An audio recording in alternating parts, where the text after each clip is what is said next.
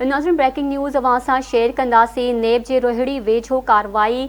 Motorway scandal में मुलविस जवाबदार ज़वार शाह गिरफ़्तार कियो वियो आहे। ब्रेकिंग न्यूज़ है नाज़रीन अवां सां शेयर कयूं पिया। नेब जी रोहिड़ी वेझो कार्रवाई जंहिंमें मोटरवे स्कैंडल में मुलविस जवाबदार ज़वार शाह के गिरफ़्तार कियो वियो आहे।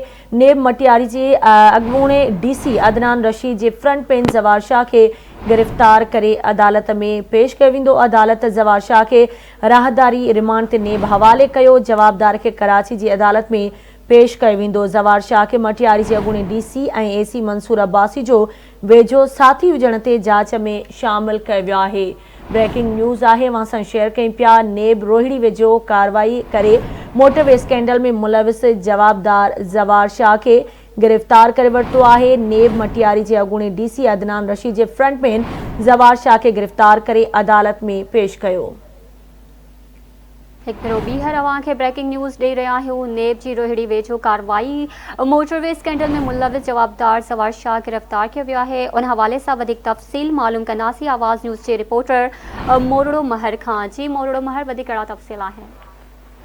जी बिल्कुल, मोटरवे M6 हैदराबाद के जो है मेगा करप्शन स्कैंडल में जो है नेब सखर जी टीम रोड़ीअ जे भरिसां कार्रवाई करे जांच में घुरबल फ़कीराबाद वासी ज़वार शाह के गिरफ़्तार करे वरितो आहे।